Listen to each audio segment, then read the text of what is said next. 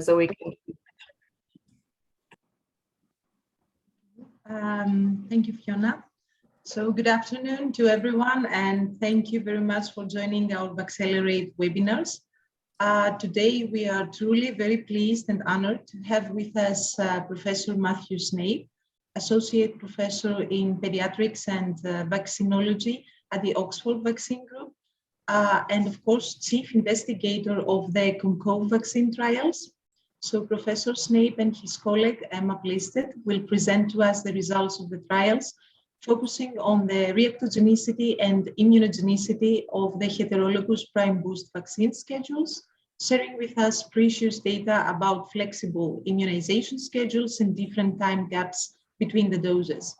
We will start with the presentation, and of course, feel free to ask any questions in the Q&A chat room so that we can moderate a fruitful discussion after the presentation. Professor Snape, it's really a pleasure and honor to have you with us. Welcome to our group. And please, you can start your presentation whenever you're ready. Thank you. Thank you. And thanks very much for the invitation. Good, so you can hear me okay? There was just an echo then. Good, thanks very much for the opportunity to talk. So yes, I'm Matthew Snape, I'm a pediatrician. I've been working at the Oxford Vaccine Group now for quite some time, and ended up taking on the leadership of this Com-Cov mix and match vaccine program, which I'll be able to share some results for today. I'm also joined by Emma Plisted, who is very much responsible for delivery of a lot of what we've got talking about now and really driving these forward and being able to deliver these in such a short timescale. So there we go. These studies are delivered as part of NICEC, which is a parallel group to the Oxford Vaccine Group. This is something that is it stands for the National Immunisation Schedule Evaluation Consortium. So it's UK focused. It's funded by the NIHR, so it's an arm of the NHS, if you like, and it's set up to do vaccine studies of relevance to UK immunisation policy. And so it's really had its moment during the COVID-19 pandemic. It's a collaboration of all these different units that we have here. It's led by the University of Oxford, but in collaboration with Public Health England and the UK, which is now renamed the UK Health Security Agency, and these other academic groups. And these have been really, as I say, had its moment during the COVID-19 pandemic. We've been tasked with doing these different studies, the 6 here that you can see, which are all actually related to COVID, looking at COVID vaccines in pregnancy, looking at the 3rd dose boosters, the Com-Cov, 2 Com-Cov studies we'll be talking about, and a seroprevalence study in children.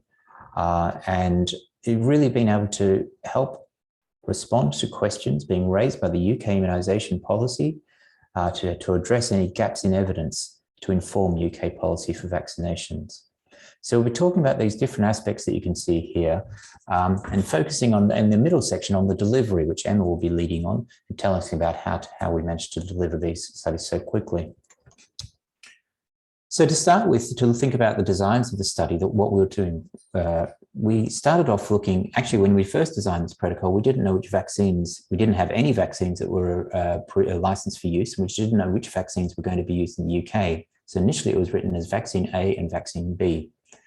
The first 2 that came along to be used were the Oxford AstraZeneca vaccine, which is called here, often throughout here as CHAD, standing for chimpanzee adenovirus, or the Pfizer-BioNTech vaccine, the RNA vaccine, which is referred to frequently in these slides as BNT, standing for BioNTech. And this study of Com-Cov was looking at these combinations that you can see. It was comparing with the standard schedule. So if you had a mixed schedule, if you had your first dose of Oxford AstraZeneca, would you be any worse if for your second dose you received Pfizer instead of Oxford AstraZeneca? Or if you received the Pfizer vaccines first, would you be any worse if you received the Oxford AstraZeneca vaccine second? So this was a very pragmatic question, looking to see if there was flexibility in the way these vaccines were used. Now, events overtook us, and obviously there became to be some restrictions on the use of Oxford AstraZeneca in younger age groups. So this became a very relevant question of what the immune response and reactogenicity looked like here. We were looking at these vaccines being given at both in 4 and 12-week dosing intervals, and we were looking in those who are aged 50 years and above. It's a single-blind study, randomized controlled trial. And as I said, it was looking at this non-inferiority design, comparing this mixed schedule with the standard schedule. This was then supplemented with another study that came along shortly afterwards called Com-Cov 2, which looked at actually adding these extra vaccines that came in. And this enrolled people at the time of their second dose to try and provide answers more quickly. So those that were immunized with Pfizer vaccine 8 to 12 weeks previously were immunized again with the same vaccine, or the RNA vaccine made by Moderna, or the Novavax vaccine, a virus-like particle with a matrix M adjuvant. Again, looking to see, comparing to the standard schedule. Those with ChAdOx, the Oxford AstraZeneca vaccine, again, these two other options comparing to the standard schedule. And these have become especially relevant to thinking about third dose booster combinations and also potentially for second dose in adolescents, as we'll see. And these were given at a roughly 8-week interval, again, in those aged 50 years and above. And we were looking at the immune response as measured by the binding antibodies and with the lab performed at Excelis, neutralizing antibodies against SARS-CoV-2 at Porton Down, Public Health England, and the pseudovirus neutralizing again done by Nexelis, and T-cell responses by AliSpot, which were done at Oxford Immunotech. We've also used them for intracellular cytokine staining to characterize the T-cells, although still yet to analyze those results.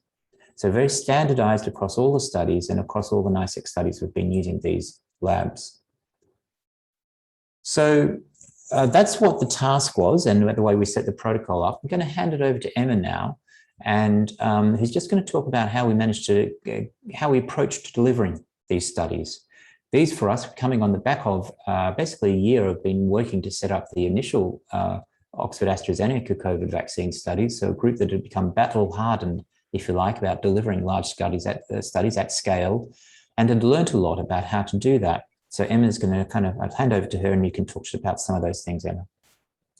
Thanks, Matthew. As Matthew said, we learned a lot through the ChAdOx program, but I think the infrastructure that we had in place preceded that. So we've been building our teams up over many years now, which has obviously doubled, tripled in size through COVID. But a lot of work have gone into the processes already. So we had a good background to start off on, which was a good thing really, because as I come onto the timelines, what we would normally be setting up a study from the concept to starting the first visits would normally take 6 to 9 months, and that would be fairly speedy, allowing time for approvals, reviews, documentation, etc.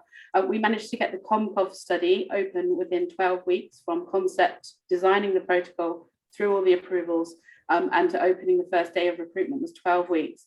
And then Com-Cov 2 took 6 weeks, and that was obviously started, if you just tap twice, please, Matthew. Com-Cov 2 started a lot whilst we were delivering Com-Cov 1. So Com-Cov 1 first visits happened in January, February, and Com-Cov 2 then were recruiting in April. So we had all the setup of Com-Cov 2 happening whilst we were running with Com-Cov 1. So really, really tight timelines. But it was fortunate that the studies are designed were very similar, so we could use all the processes and replicate what we were doing so that we could keep to those timelines. The recruitment was pretty impressive for the first study, Com-Cov 1. We recruited in 16 days across the sites listed below, and for Com-Cov 2 was 26 days. Now, I think it's important to say that we could have recruited faster. There were some limitations to recruitment, which we'll come to on the next page, Matthew. So we did have some limitations, particularly around the fresh sample processing at Oxford Immunotech. There were restrictions on how many samples we could process daily from all the sites. So we did have to have very large master trackers of all the sites, the visits that they were expecting to do, what day, what time they were expecting to finish their clinics to send their samples to Oxford Immunotech. And then we had to make sure that we could plan on bunny hop days to make sure that none of the samples exceeded the maximum amount of samples that could be processed. And just as an idea, the amount of samples were 30 immunology samples in any one day and up to 80 general samples. But you couldn't cross days necessarily without their approvals, that you couldn't do immunology and general on the same day. So lots of logistics just around that one sample type that was processed at Oxford Immunology, Oxford Immunotech, sorry. We also had a focus on making sure that we were recruiting diverse populations, and we were doing that by the vaccine registry and targeting certain populations as well, and also making sure we had a good distribution of those with comorbidities as well as healthy adults. We couldn't have worked at this speed without the support of the regulators, particularly obviously MHRA, REC and HRA in the UK. They have been incredibly supportive in ensuring that we can keep to these fast timelines. The amount of amendments, we've processed 23 amendments for these 2 studies alone. It's one ethics committee that we work with, and that does really help us then be consistent in our approach. They know how the group works, and then we can also arrange meetings with them and have recommendations, expert reviews with the MHRA. We really couldn't have worked at this speed without the support of those regulators, who would routinely take 35 working days to process an amendment. And at the height of our recruitment and activity in sort of March, April, we're reviewing amendments for us almost overnight. So again, we absolutely thank those committees for that. These studies were multi-center. So for Com-Cov 1, we had 8 sites, and Com-Cov 2 we had 9 around the UK, as you can see here. And all of those sites, moving on please, Matthew, all of those sites required what we call sponsor oversight and site management. So we needed to ensure that all sites were using the right documents, that we had very strict version control, particularly when you think back to those 23 amendments. Every time there's an amendment, likely the protocol would change, information sheets would change, and documentation. So controlling which versions we were on and ensuring that everyone was using the right versions was really important, and which we'll come to the processes around that in a moment. We needed to manage all local approvals, ensuring they were in place at all times. And again, every time there was an amendment, they were updated. We had a green light process, which we'll come to in more detail shortly. We had to manage recruitment targets. Again, just thinking back to what days people could be recruited on, ensuring that we had the right split of recruitment for those who had received Com-Cov 2, who had received the Chaddox vaccine as their prime, or the Pfizer vaccine, to ensure that we were recruiting evenly into the group. So a daily recruitment check on what was happening at sites and adjusting as needed. We were supporting sites with sample management, their data management, analysis, queries in the data as well, which was alive. We were issuing queries live to make sure the data was as clean and as up to date as possible at all times, which obviously is important when you're analysing data as the study is still live and needing to perform what we call soft locks, which again, I'll go to more detail shortly. There was a lot of emphasis on participant management. Lots of participants were interested in taking part in the study. Pharmacovigilance for safety, obviously, unblinding support, training of the site staff, which were hundreds and hundreds of staff members across those sites across the UK, monitoring of the study, and also IT infrastructure, systems and security, and general questions from them in clinic, whether it's a participant-related question or a larger study question as well. So lots of oversight and management of the sites was required. This, I think it's important to say that this was led by us here in Oxford as an academic group. We didn't have a CRO involved. Like I said before, we've been building up our infrastructure and our team over several years now, and have been able to expand that further throughout COVID. And that knowledge and expertise that has been built over those years really were key in supporting this trial delivery. Just wanted to touch on a couple of the processes and examples here, just for some examples. For example, document sharing. We managed to use Microsoft Teams, which was really helpful for us sharing documents. We were able to set up channels, which each site could have their own locked channel, where we could then manage their documentation, as you can see in the top right here, so that we had structure set up so that it was very structured. If we had updates, we could replicate that update for each of the sites as needed. We had a very clear document tracker, again, just thinking back to all of those amendments that often happened on the same day or within a few days of each other. So really a lot of focus on document control, therefore, particularly for consent protocols and information sheets. And again, shared that across all the sites as well. So moving on. On the theme of tracking and documentation, we have many trackers. I did intend to count them before today. We have to track everything as sponsor oversight. We need to make sure all the sites have implemented the amendments, that we have the evidence of that. And I sound like an inspector quite often to the team here of, where's the evidence? Have we got a copy of that approval? Is it filed? Because if it's not written down, if it's not filed, then it didn't happen. So we track everything. And again, just to keep track of those sites across 2 studies, we have lots of central trackers here that we do that. So there's just a couple of examples here and just one tab more, Matthew. This is an example also of a green light form. So every time there's an amendment, the site has to work through this form to say that they have updated their staff, they have trained them, they've got their local approvals in place. And it's essentially a bit of a green light checklist that they work through to confirm that everything's in place and that evidence they need, that they're happy that that's in place, and that's signed off by one of their site representatives.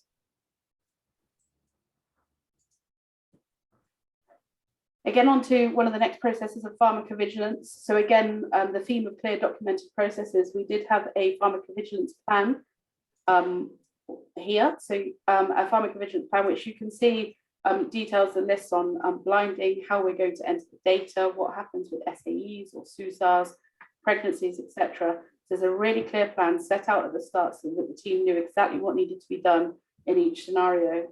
We had very clear assigned responsibilities within this plan so that nothing fell through the net, and we employed a safety coordinator that oversees both Com-Cov 1 and Com-Cov 2 to ensure that this was being followed for all SAEs, AEs, etc., and managing and overseeing that data.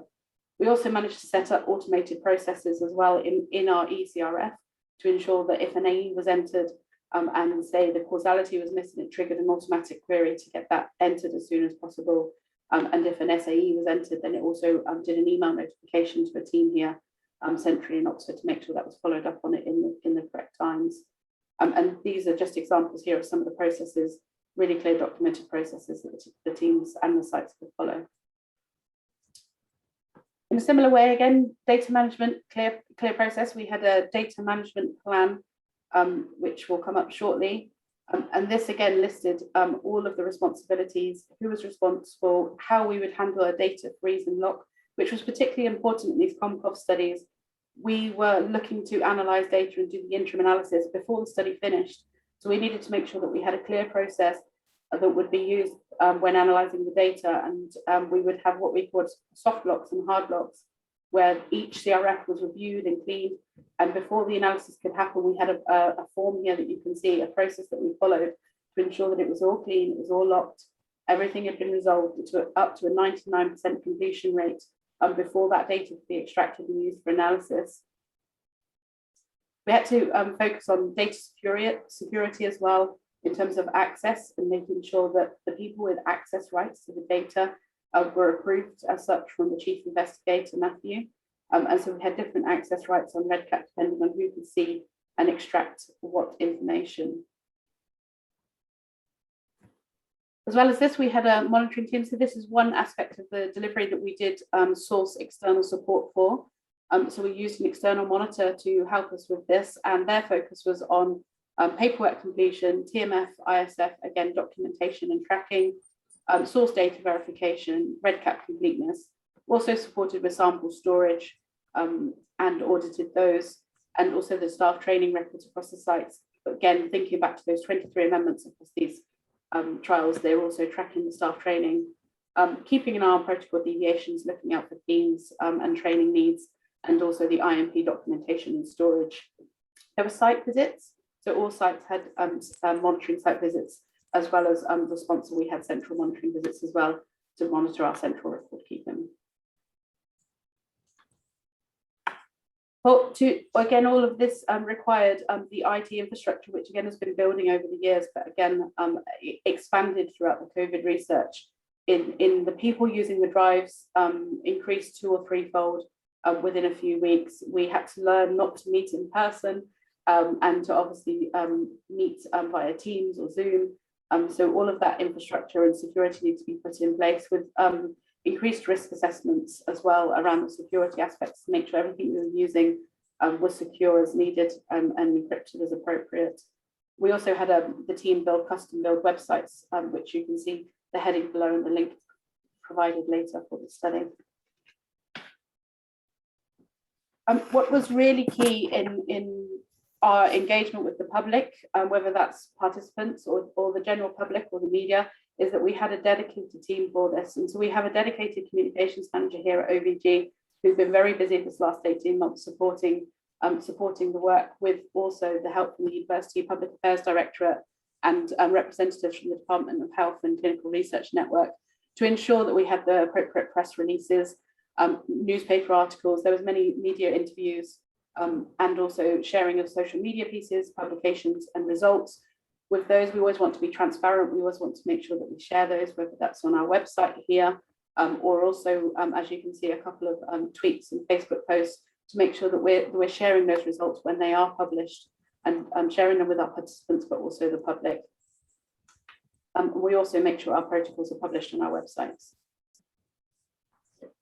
So with the help of our communications team, also then we were advertising and recruitment. So we do use all forms of social media, and we did have a press release at the start of each of the studies as well. And we did use the NIHR vaccine registry, which proved very, very fruitful.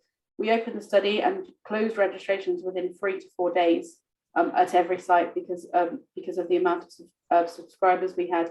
We could have, and in that time, we could have recruited 3 or 4 times over. So it was incredible interest from the public on both of the Com-Cov 1 and 2 studies.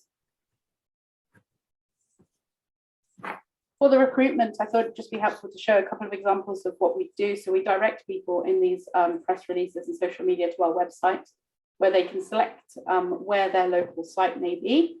And then if they read the information on their site page, and there's a link for them to read the full participant information sheet. If they're then interested in taking part, they can fill out a pre-screening questionnaire that asks some questions about their health, their ability to attend clinic, and a few questions. I've just given a couple of examples on the screen here. If they pass through those questions without getting caught up by one of the questions, then they're able to submit their information for us to contact them to arrange an appointment. And this is the subscriptions that I was talking about that close within a few days. Just a little bit about the local delivery here in Oxford. So as well as the sponsor oversight and site management, we did deliver and recruit some participants here for particularly the Com-Cov 1 study. And so some of the considerations we had to have as a site delivering the study as well was very much focused on resources for space. Where were we going to conduct these visits? How many visits could we get through in a day? What space did we have access to already, and what extra space we needed to have? So this was just an example of an email saying, this is what we're going to need to do to attempt to recruit 200 participants in a day. This is the space we have, and this is the extra requirements that we have. And I think onto the next page, Matthew. So with those considerations, we had to be creative with our space. So you can see here on the left, this is a sort of a map of our clinic space, and we were planning how the participants would flow through that space. So if they entered the room, we tried to make sure that their paths wouldn't cross to aid social distancing, and that there was a flow that they can move from station to station, again, to minimize contact with others, to ensure the waiting rooms were spaced out, to ensure that each station could be maximized for their time, and that we could have a flow of at least 120 to 200 participants coming through in one day. So we had to get quite creative in how that was going to be. As creative as you can see on the right here, we actually got 2 temporary mobile units, very large mobile units built with egg clinics inside, and they still stand today, and they will be in place for at least another year whilst we follow these studies up. So we do have 2 of those large buildings that were built within a few days at the start of this. Okay, and actually it comes back to me now, and thanks very much, Emma, for running through some of the logistics here. And just as a reminder that we've done a lot of work around thinking about speeding delivery of these studies. I should have mentioned at the start, it was 860 participants in Com-Cov 1 and 1,070 in Com-Cov 2. And they're all having their samples analysed, as was the preference from CEPI and many other partners to have standardised the laboratory assays that are being used, so that it worked to international standards and can be used by many different international consortia. And so this has actually, one unintended consequence of this is it has created a bottleneck, so that while we were rapidly delivering the study as quickly as we could, one thing that we possibly could have foreseen and should have foreseen is actually the lab capacity was going to be somewhat overwhelmed. This doesn't apply to Oxford Immunotech, who are processing samples fresh. And so it was done on the same day. So we regulate our recruitment to match that. But there has been really quite a bottleneck in getting these results out from the other partners here, which has resulted in actually not being able to get the results into the public domain quite as quickly as we would have liked, given all that effort.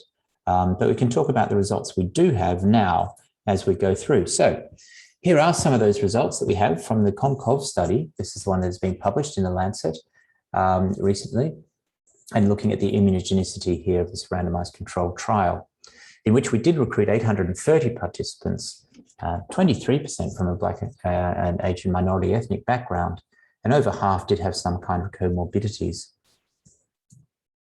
What we showed, and we reported this in a letter early on in the Lancet, was that with these mixed schedules, we did see increased reactogenicity when it comes to any of the mixed schedules. So this is when given at a 4-week interval, you saw higher reactions for the systemic elicited symptoms such as chills and fatigue if you had AZ followed by Pfizer compared to AZ followed by AZ. And similarly, if you had Pfizer followed by AZ compared to Pfizer and Pfizer, it was a very consistent pattern that we saw, this higher reactogenicity with mixed schedules. This was short-lived and, it was not associated with any serious safety concerns. But for at least some of them, was on that day one there, you can see around 25% of participants had at least moderate symptoms, severity symptoms for fatigue, for example, in one of the mixed schedules. This is now looking at the immunogenicity results of what we saw. So starting off with those who received the ChAd vaccine, the Oxford-AstraZeneca vaccine to start with, and this is when it's given at a 4-week interval. Some really quite striking findings. Firstly, on the top row, this is looking at the binding antibodies, an antibody ratio of much higher in the mixed schedule, 9.2, compared with the standard schedule, geometric mean ratio, 9 times higher with the ChAd followed by the Pfizer. And this was also reflected in the pseudovirus neutralizing antibodies, when we have those results, 8 times higher, and in the cellular immune response. So really impressive immune responses seen with this mixed schedule. When we looked at the mixed schedule in the other way, Pfizer followed by ChAdOx, the picture was a bit more complicated. The first thing to say is that the Pfizer-Pfizer combinations in this randomized controlled trial were much more immunogenic for antibodies compared to AZ, so 10-fold higher antibodies here. Now, if you started with the Pfizer vaccine and followed up with the Oxford-AstraZeneca ChAd vaccine, your antibody levels were actually around half of that than if you had just had the Pfizer-Pfizer combination. So if you turned up and opted for the other vaccine as your second dose, you would be worse off when it comes to your antibody levels. However, overall, your antibodies are still much higher than the threshold set by the 2 doses of the Oxford-AstraZeneca vaccine, which we know is a very effective vaccine schedule against hospitalization and moderate to severe disease.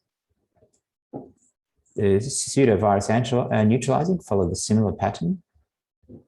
But actually, this cellular immune response tended to be better if you actually had the RNA and then followed it up with ChAd, though that wasn't statistically significant.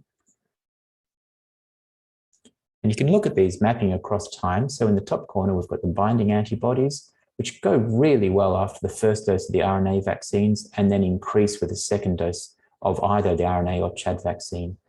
And after the first dose of the ChAd vaccine, your antibodies are lower, you really get a kick if you have an RNA vaccine. So it's telling us really that the RNA vaccines are more immunogenic for antibodies and that you can use them in a mixed schedule and that improved immunogenicity is retained. And just looking at the T cell response, because adenoviral vectored vaccines have been considered a really strong stimulator of T cell responses, and that is certainly true after the first dose. But in the yellow arm here, you do not see any increment with the second dose of the AZ. Sorry, this key code is out of date. It should be looking at this one up here, the color key. You don't see any increase in T cells after a second dose of the AZ vaccine, but you do see a big increase if you had AZ followed by the RNA vaccine or 2 doses of the RNA vaccine, and that end up overtaking the T cell response there. This is just looking at different combinations here, matching up against each other. I think the most interesting one here is looking at this here, which is looking at 28 days after the second dose post-boost. And this is looking at the SARS-CoV-2 anti-spike IgG on the x-axis and the T-cell response measured by ELISpot on the y-axis. And you really see that those have had ChAdOx followed by Pfizer are clumping up in the top right-hand corner here as a good balance between the two schedules, a good balance between the two arms of the immune system. And so we could just summarize this as a rank ordering here of the different humoral antibodies here, and then T cells here. The AZ is the fourth ranked for both of those, setting a bit of a threshold because we do know this is an effective vaccine, and all other combinations are higher than that. What about if you have a longer interdose interval? So if all the data I've shown you so far is for 4 weeks, what about if that goes up to 12 weeks, which is how they're being used in many countries? Well, firstly, do you see any difference to the reactogenicity? Well, it depends on which schedule you're looking at. So this is now looking at the first column, is those seen after the first dose. Second column is those seen after the second dose given at 4 weeks. The third column is those given at when the second dose is given at 12 weeks. And broadly, if you're comparing the second and third columns, you can see that increasing the interval to 12 weeks tends to, if anything, increase your reactions if you are looking at the Oxford AstraZeneca vaccines given as first and second dose, and possibly even, though it's less consistent, if the Oxford AstraZeneca vaccine is given as second dose after Pfizer, seeing some increases in your moderate fatigue, for example, although not so consistent across different arm groups, but you are seeing with malaise and headache if you're looking at the orange arms for moderate. Whereas for the Pfizer vaccine, if anything, it seems to actually reduce your reactogenicity if you space it out. We have a bit of a drop between the second and the third column. Still, these are the informal assessments here, but it might improve things. And similarly, if you're primed with AZ and then receive Pfizer as a second dose, it does seem to drop between the second and third column. So the reactogenicity improves if that's spaced out to 12 weeks.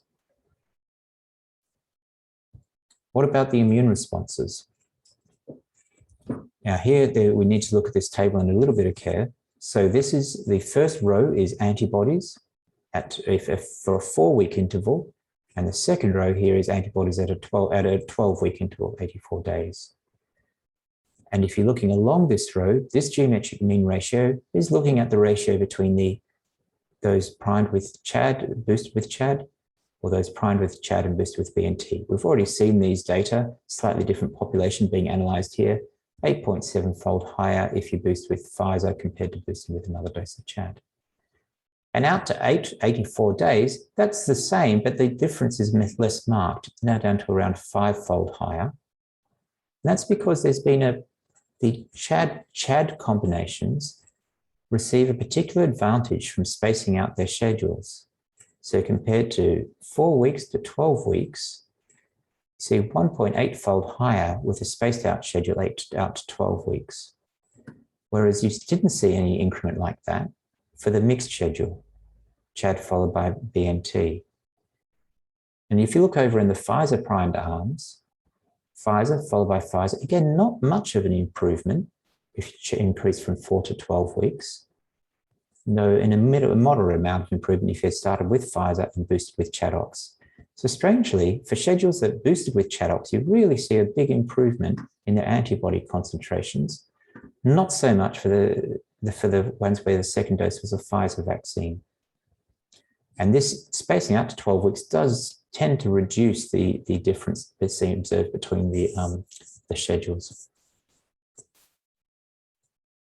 This is looking at the T cell responses as measured by interferon gamma secreting T cells specific to a spike protein pool measured by ELISpot. And actually across the board, lengthening out the interval seems to actually reduce your T cell response as measured by this assay anyway. So for ChAd, if it was at 4-week interval, it's around 49 weeks. Spreading this out to 12 weeks, it reduced it to around 2/3 of that amount. Similarly, for Chad followed by Pfizer, and for Pfizer followed by Pfizer, and for Pfizer followed by Chad. In fact, that's down to around 1/3 of where it was before, which is interesting given these schedules are associated with a improved effectiveness in the field, it would seem, from observational data. And these are the first randomized controlled trials that have evaluated this in this kind of 2-by-2 manner. And so I think that's very interesting. We're still waiting for the intracellular cytokine staining to characterize these T cells and to further understand what's going on there. And this just shows this graphically. Improved, if you look between these, this is the 4-week interval to the 12-week interval, you see improvement in general for the antibodies and a reduction in general for the T cells. And this is just one last slide looking at the kinetics of the immune response in this randomized trial after the first dose, because there's been some concern that the immune response to the Pfizer vaccine wanes more rapidly than the AZ vaccine. We do see, this is on a logarithmic scale, it's worth remembering, but they are coming together out to day 84 after the first dose, and we're doing persistence data that will look at the persistence after 2 doses of both Pfizer and AZ. So I'm going to just skip over these to the next coming studies.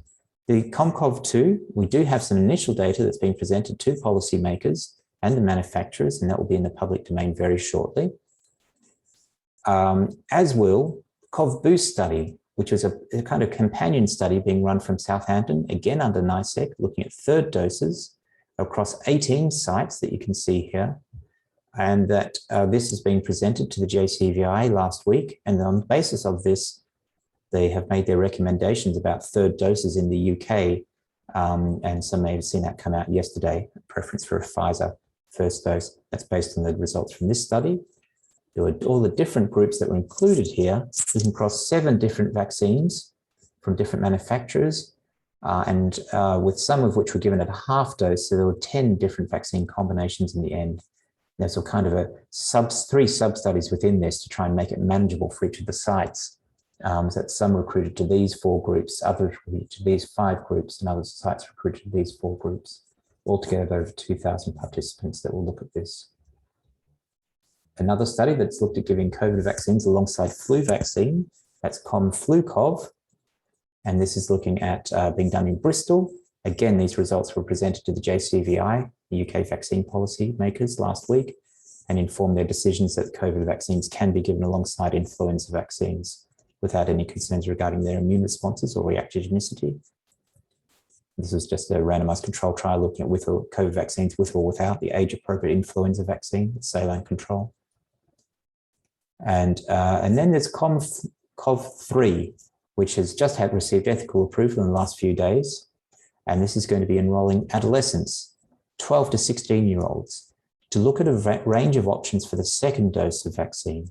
So all these will get a 1st dose of Pfizer, but there'll be 4 different options being considered for a 2nd dose of COVID-19 vaccines, given the concerns regarding myocarditis after a 2nd dose of Pfizer that have been observed in Israel and North America and elsewhere. And that will be starting within the next week or so, and we have been tasked with generating data from that by Christmas.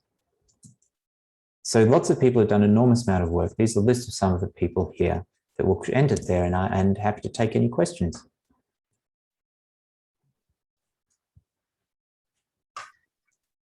Thank you very much, Matthew and Emma. It was really a very interesting presentation.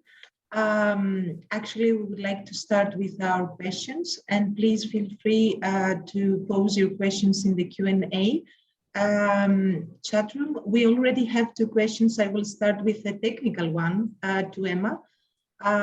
Did you have any difficulties obtaining drugs for the clinical studies? No. Okay.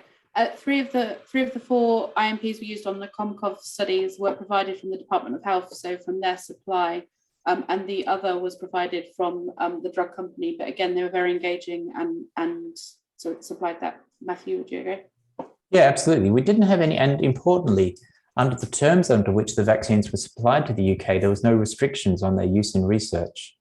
So the Public Health England was able to just send us the vaccines and there was no questions. We did keep there's been a really dialogue between the vaccine manufacturers and the vaccine task force to keep everybody on side. I think some manufacturers weren't that thrilled that we were doing these studies. One or two looked to see if they, were discouraged us from doing it, saying actually they didn't think they were appropriate. And funnily enough, a few weeks later, they were asking us for the results and desperately interested in the results and thought these were really, really important studies when it looked like, the word was going around that this might be kind of favorable to them. So, they don't like head-to-head studies, but actually, they were on board with this and we've communicated, we share the results with them when they are available. And I think overall they've been very supportive. This is a very important message, Matthew and Emma, thank you. So starting now with the Q&A chat room, the first question comes from Jean Daniel. Thank you for this very interesting presentation. Two questions actually. Have you been able to look at the impact of both regimes and timeframes on the response against variants of concern? And will you also look at the persistence of the response? Yes to both. For Com-Cov 2 in particular, which I've not presented the results for you yet, they're not in the public domain as yet, but what we have seen is that the pattern of response stays the same across the different variants of concern. So we've had to end up doing those results locally because of bottlenecks in the laboratories. So we're just doing those within the Oxford lab, Gavin Scruton's lab. We see the same pattern of response. There is a drop, but there's no marked transformation if you're using mixed schedules. It doesn't magically give you a broader protection against the different variants of concerns. The order of immunogenicity stays the same. RNA vaccines are more immunogenic for antibodies. Mixed schedules, especially those with a ChAd priming and a heterologous boost, are better for T-cell responses, and that stays across all the variants of concern. Okay, including the Delta variant. Yes, yeah. Okay. And with regards to the second question about the persistence of the response. Yes, we're following these out to, well, the protocol has them followed out to 1 year, but of course, these are people aged 50 years and above who've just been advised yesterday they're going to get a booster dose. So that actually, what it means is we're following them up to the point that they get a booster dose. And, we're expecting, so that ultimately will be around 9 months of follow-up from the time of their first dose. And that's as long as we can go. We can't withhold that booster dose from them. Okay, thank you, Matthew. So the next question comes from Elena. Thanks for an interesting presentation, including logistics. When combining with flu vaccine, are you going to use highly adjuvanted flu vaccines also in the elderly? That's right. Yes, that study was done with MF59 adjuvanted influenza vaccines in the elderly. There were two. It was stratified to those that were above 70 or 65, I can't remember, and then healthcare workers under 65. The over 65s received MF59 adjuvanted vaccine alongside either the AZ vaccine or the Pfizer vaccine. And those results, again, we've been so busy doing the studies and then actually presenting them, sometimes in presentations such as this, that everyone is now furiously working to write them up and get them out to the public domain so that we can have that more available. But the priority was, and for some of these we've had to prioritize. For COV boost, for example, we've had to look at which groups became most relevant and which arms of the study became most relevant to UK policy and prioritize those when it came to neutralizing antibody testing. And so we don't have the set across all the different manufacturers. We've just got the three, the several key manufacturers that we have ready to present to the policymakers, and desperately working getting all the rest moving so we can present a full academic paper to the world. Matthew, I think it's always an issue when you're trying to answer to pragmatic questions. So this is very important to emphasize. And then we have a question from Pierre. Congrats with your work, Matthew and team. Did you have any issue in terms of recruitment as the studies were conducted while the national program was ongoing? What we were able to do was just keep ahead of the national program. So that's why we started at 50-year-old. You might have noticed the age range was almost exactly 50 to 70, because at the time we started recruitment, over 70-year-olds were recommended to get the vaccine. And so we just stayed one step ahead of the rollout in the campaign. And the second part of and so that was for the first study. For the second study, Com-Cov 2, where we were giving a second dose, that was the reason we actually switched the design. So instead of enrolling people at their first dose, we enrolled them at their second dose. These are people that had already had their first dose in their national campaign, but they weren't going to get their second dose for 12 weeks after their first dose. And we came in and gave them their second dose at around 9 weeks. So they were, they got their dose 3 weeks early. And so they were happy to take part from that point of view. Thank you. Now, from an anonymous attendee, great presentation. What about the impact of previous or concurrent COVID infection? So yes, thank you. So the per protocol analysis looks at only those that were seronegative. So all of your results you've seen are those that were seronegative at presentation because they're the ones that are most relevant. And we did exclude anybody that had known previous COVID infection, and they weren't able to take part because that wasn't the question we were asking here. But around 5 to 10% of people were seropositive. And one of the many interesting questions that we're trying to get around to answering is what would their immune response look like? I think we know from other work that actually they will have a higher immune response, potentially more immunogenicity. They tend to get a better immune response to the first dose, which obviously not so relevant here, given the first dose isn't addressing the mixed dose question. But eventually we will be able to present that as well.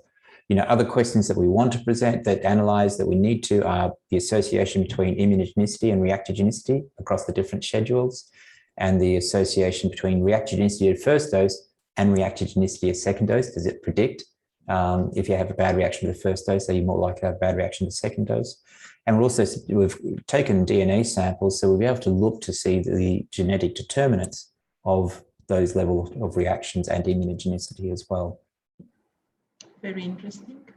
And we have also another question from the chat. Thanks for a detailed walk through, Matthew and team. Can you please share any details on how protein subunit vaccines compared with the vector mRNA vaccines in the heterologous study?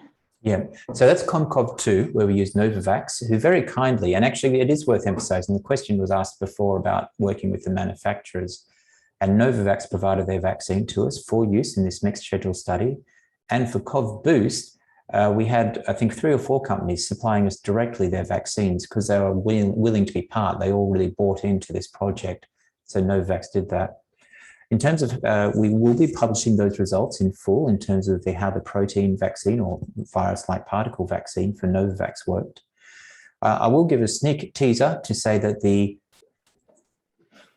Oxford AstraZeneca vaccine, the ChAdOx vaccine, followed by the protein vaccine, looks good from both an antibody and in particular a T-cell response. It gives a very strong T-cell response if you give ChAdOx followed by the Novavax vaccine. And it does also give a stronger antibody response than 2 doses of the ChAdOx vaccine. So I think that's quite an intriguing and promising schedule, especially for countries that don't have access to RNA vaccines, low and middle income countries. But that combination of the the adenoviral vector priming and a protein boosting gave you a very strong T-cell response and also an antibody response that was several-fold higher than the 2 doses of the Oxford AstraZeneca vaccine. We need to, that vaccine is not yet licensed, unfortunately. And so it is not yet available for that use, but that's one of the messages that will be coming out in the study. Thank you, Matthew. Actually, I have also a question. Did you proceed with any subgroup analysis? You mentioned that for 50 and older, you had also a percentage with people with underlying conditions.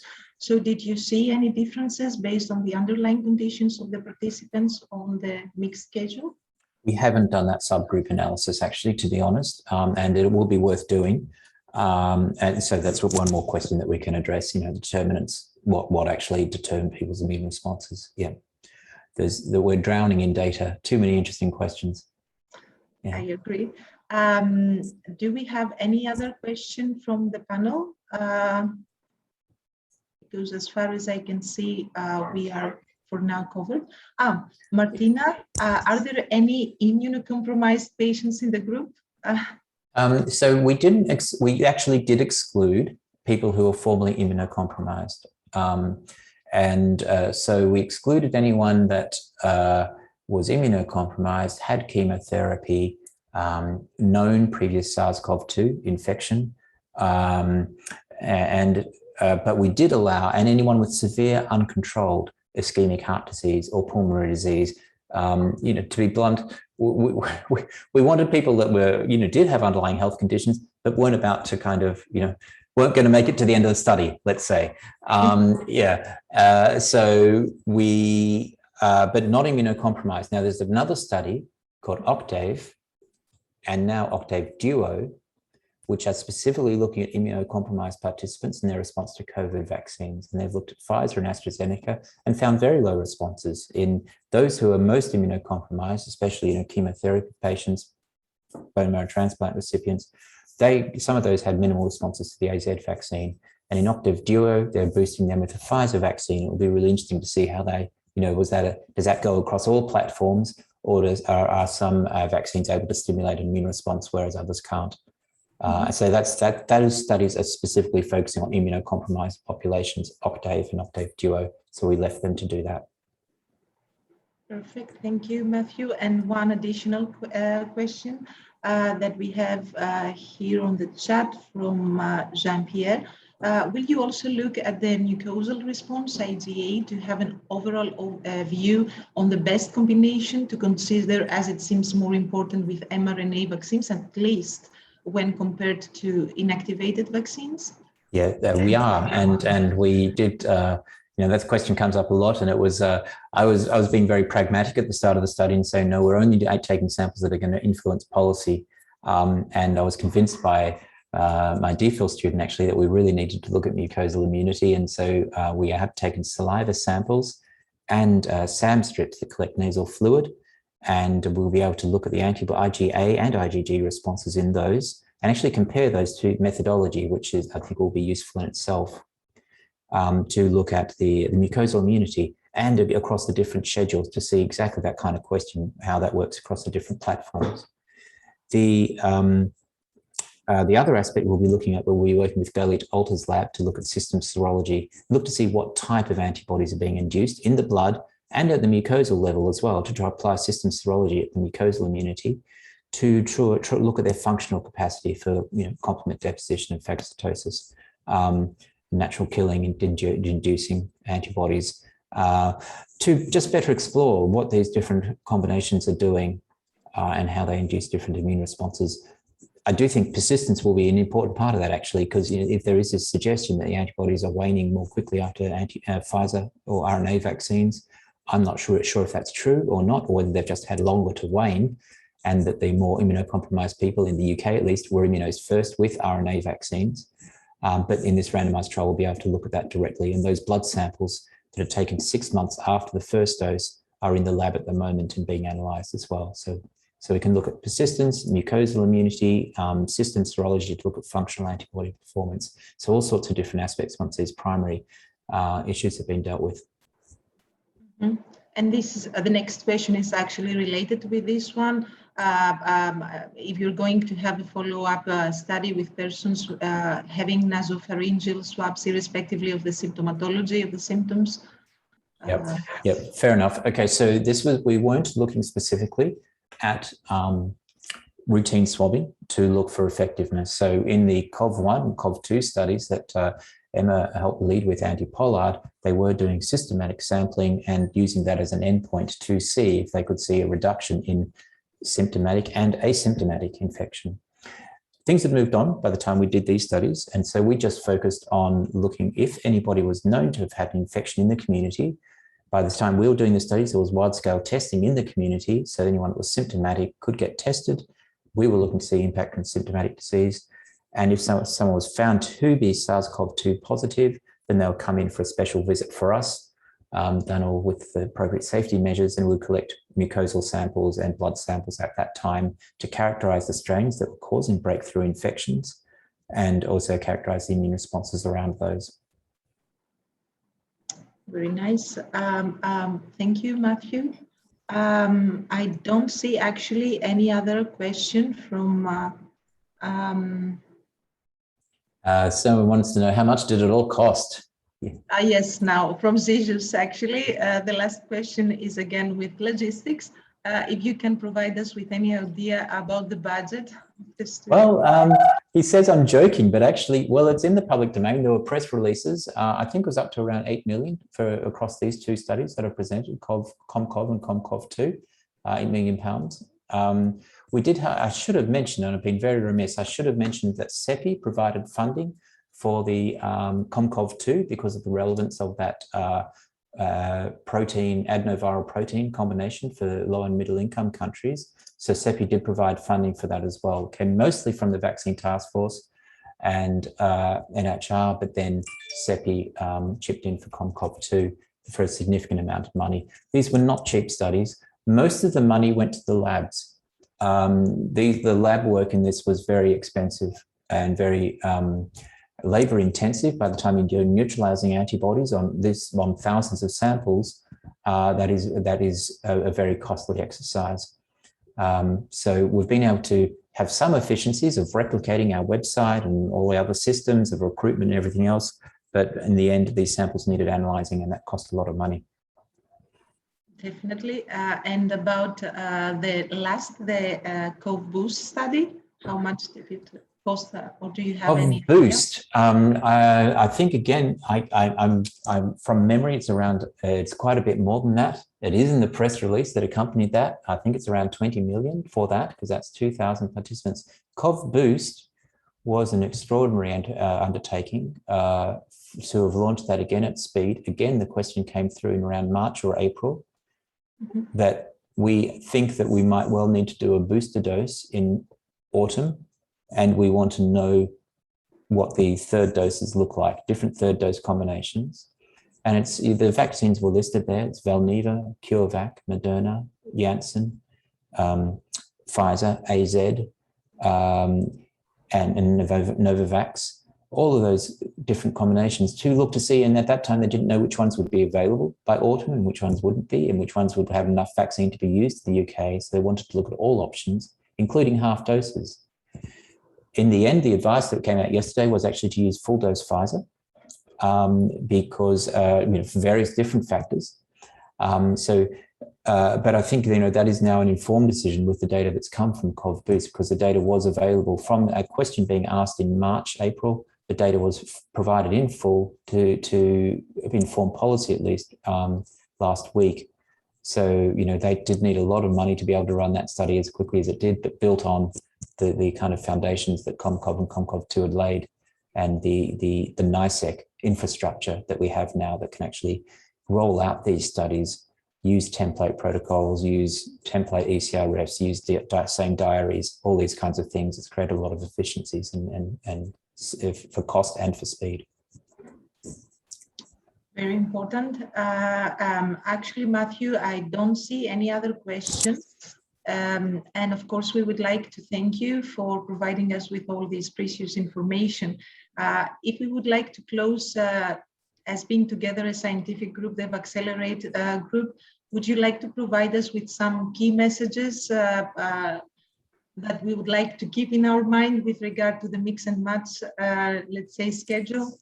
I think some of the key messages have come out in the questions, actually. Vaccine provision, it was so important that we were able to, that the contracts that the UK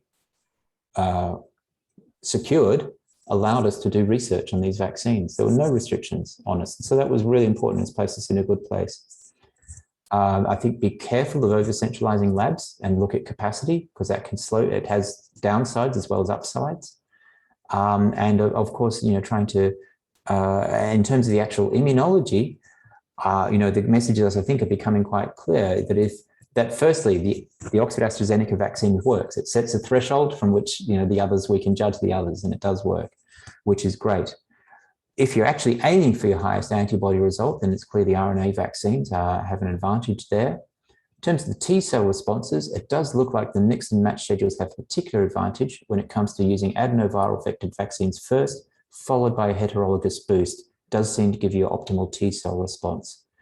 So some of these combinations that have been deployed at large scale around the world using an adenoviral vector and then an RNA boost, almost inadvertently, may have come up to a really quite an optimal solution in terms of both antibodies and T cells. And it'll be, I think, look forward to seeing the CHAD Novavax data being presented, as well as an option that might be suitable for low and middle income countries. Thank you, Matthew. Thank you, Emma. I would like again to thank our presenters for our precious information, and of course the whole Vaccelerate group, Oliver and his team. I think we are on time. The session is recorded for anyone who is interested to hear again the presentation. Thank you very much, and we would like to wish you good luck with your ongoing results. Thank you very much.